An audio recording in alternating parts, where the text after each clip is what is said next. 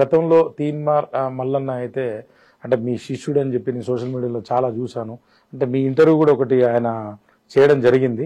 అంటే ఏంటి సార్ ఆయన అంటే మీ శిష్యుడా ఏంది? ఆయన బీసీ ఉద్యమం బీసీ మొత్తం కూడా నేనే సాధించిన, రెడ్డి అంటే నేను కూడా ఓటు వేయనన్నాడు. అంటే ఆయన మీరు ఒకటేనా లేకపోతే మీ నాకేం అర్థం కాలేదు. బీసీ నాయకుడినే బీసీ అసలు బిల్లు కూడా పాస్ అయిపోయింది. మేమందరం కలిసి కూడా ఎస్సీని కలుపుకుంటాం, ఎస్టీని కలుపుకుంటాం, బీసీ వాడే ముఖ్యమంత్రి అవుతాడు, అందులో ఏమాత్రం సందేహం లేదని చెప్పి ఒక పెద్ద వేదికను కూడా చేసుకుని ఆయన ఒక పెద్ద మీటింగ్ కూడా పెట్టడం జరిగింది. అసలు ఏం జరుగుతుంది సార్? ఇదంతా కన్ఫ్యూజన్గా ఉంది. అంటే 2-3 ఇంటర్వ్యూలో కూడా మీరు విశారదన్ గారు ఎవరైతే ఉన్నారో ఆయన గురువు, ఆయన కాడి నుంచి ఇదేదో అంత తెలివి నేర్చుకొని వచ్చి ఆయన ఏదో బీసీ ఉద్యమం నడిపి రోజున అదే అడ్డు పెట్టుకొని ఎమ్మెల్సీగా అయ్యాడని చెప్పాడు. నాకు ఇచ్చిన ఇంటర్వ్యూలో అసలు ఎమ్మెల్సీలే అవసరం లేదని చెప్పాడు. నేను కూడా ఒప్పుకున్నా. దాని తర్వాత సరే దానికి ఏం చెప్తారు మీరు? టాపిక్ అవసరం అని నేను అనేది. టాపిక్ అవసరం అంటే ఒక ఎమ్మెల్సీ సార్, ఆయన బీసీ ఉద్యమ నాయకుడిని నేనే, కాబోయే ముఖ్యమంత్రి నేనే, అసలు నువ్వు రెడ్డి అయితే నీ ఓటు వద్దని నాకు ఇచ్చిన ఇంటర్వ్యూలో చెప్పింది. మీరు ఏం చెప్తారు? మీరు ఒక చదువుకున్న వ్యక్తికి ఏం చెప్తారు? ఆయనకి బీసీ ఉద్యమానికి సంబంధం ఏంటి? అదే మీరు చెప్పాలా. మీరు చెప్పాలా ఆయనకి బీసీ ఉద్యమానికి సంబంధం ఏంటి? అవునంటే ఆయన సరే ఆయన ఎవరిని ఆయనకి బీసీ ఉద్యమం బీసీ అని చెప్తున్నాడు సార్. ఆయనకి ఎందుకు సంబంధము అంటే నేను బీసీనే, నేను బీసీ ముఖ్యమంత్రి కాబోతున్నా, నా వైఫ్ ఎవరైతే ఉన్నారో నేను ఒక ఎస్సీ అమ్మాయిని ప్రేమించి పెళ్లి చేసుకున్నా. అది పక్కన బీసీ అయితే నేను ఒకటే అంటారు సార్. 1972లో అనంతరామన్ కమిటీ నివేదిక దగ్గరికి పోయి శివశంకర్, స్వర్గీయ శివశంకర్ గారు, కాపు నాయకుడు ప్లస్ శివశంకర్ గారు, ఆయన పోయి కాపుల్ని బలత్కారంగా బీసీ జాబితాలో చేర్పించిండు. 300 కాపుల్ని బీసీ జాబితాలో చేర్పించాడు. ఆంధ్రాలో 300 కాపులు ఓసీలు. నువ్వు చెప్పే క్యారెక్టర్ కోదాడు దాటితే ఓసీ. మీరు చెప్పే క్యారెక్టర్ కోదాడు దాటంగానే, కోదాడు దాటి కాలు అవతలేస్తే కర్ణాటక దాటితే మన కోదాడు దాటితే ఓసీ. మరి ఆయనకి బీసీ ఉద్యమానికి సంబంధం ఏంటని అడుగుతున్నాం. కాబట్టి అతను ఓసీ. ఇంకా చెప్పాలంటే అతనే రెడ్డి. నువ్వు చెప్పే క్యారెక్టర్ రెడ్డి.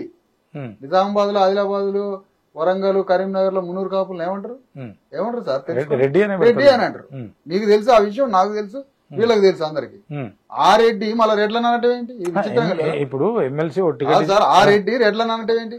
మళ్ళీ వాళ్ళు రెడ్డి అని పెట్టుకుంటారు, మళ్ళీ పటేల్ అని కూడా పెట్టుకుంటారు. డబల్ ఇక్కడ డబల్ ఇడ రెడ్డి మళ్ళా పటేలు.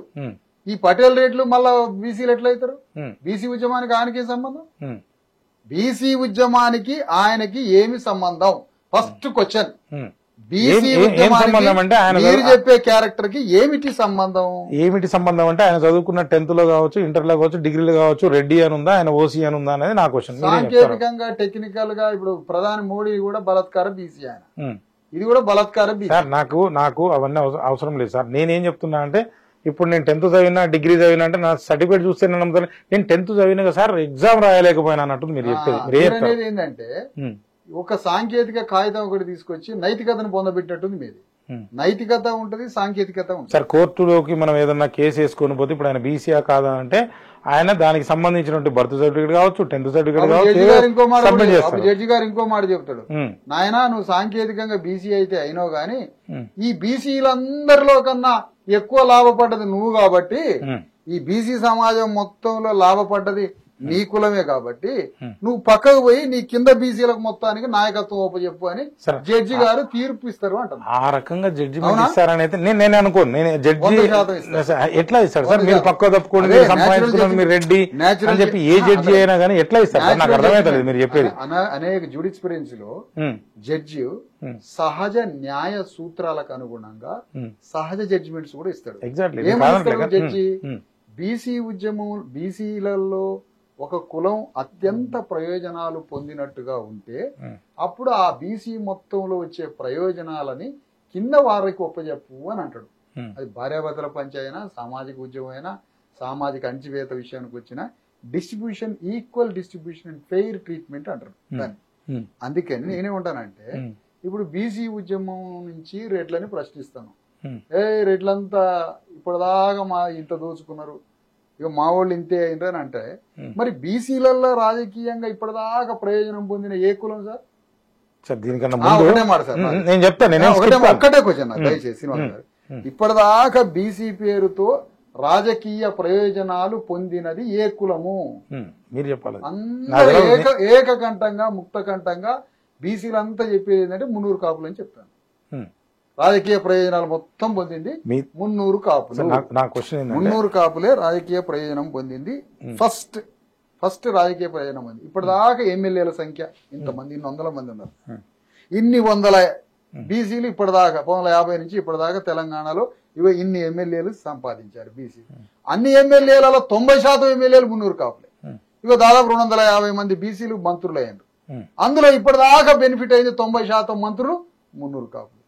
అంటే టోటల్ మున్నూరు కాపులే బీసీల పేరుతో రాజకీయ ప్రయోజనం పొందింది వారే. తర్వాత బీసీడీ గ్రూప్ లో యాదవులు ఉంటారు, ముదిరాజులు ఉంటారు.